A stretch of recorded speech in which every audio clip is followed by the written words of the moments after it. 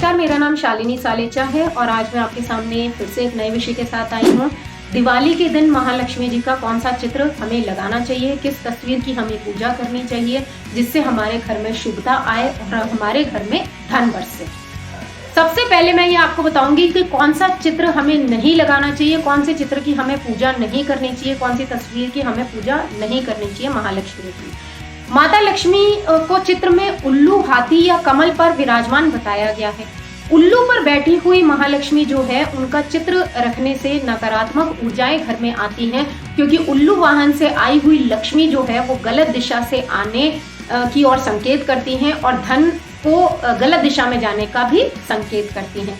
इसलिए उल्लू पर लक्ष्मी का आना जो है वो उतना शुभ नहीं माना जाता।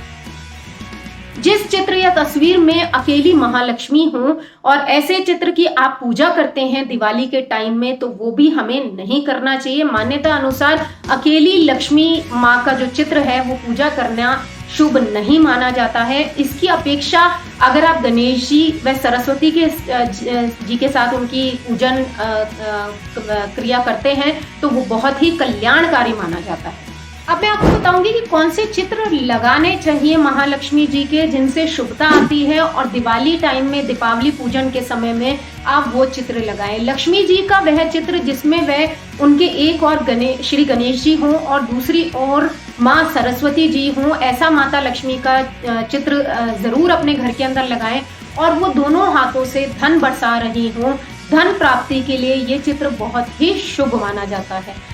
यदि बैठी हुई लक्ष्मी माता हो और ऐसा चित्र आप ला रहे हैं तो वह चित्र बहुत ही घर के अंदर शुभ माना जाता है। उनकी पूजा अर्चना करना बहुत ही शुभ माना जाता है।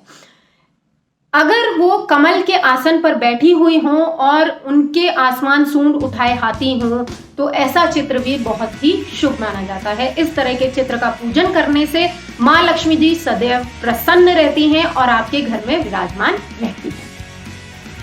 चित्र में माता लक्ष्मी के पैर अगर दिखाई दे रहे हैं तो ऐसा चित्र बिल्कुल नहीं लाना चाहिए। इसीलिए हमेशा बैठी हुई महालक्ष्मी का चित्र लाना चाहिए और ऐसा चित्र, ऐसी तस्वीर कभी ना लेके आए जिसमें माता लक्ष्मी के पैर दिख रहे हों, क्योंकि लक्ष्मी इस चित्र को लाने से जो लक्ष्मी होती है वो हमारे घर में लंबे समय तक नहीं टिकती।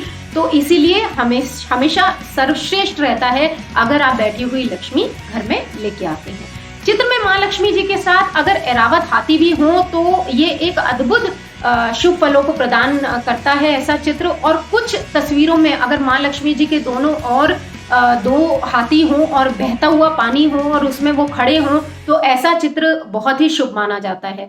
सिक्कों की बरसात हो रही हो, बारिश हो रही हो तो वो बहुत अत्यंत शुभ चित्र माना जाता है। तो ऐसा चित्र अगर आप घर के अंदर लेके आते हैं तो आपके घर में शुभता आती है और धन की कभी कमी नहीं होती।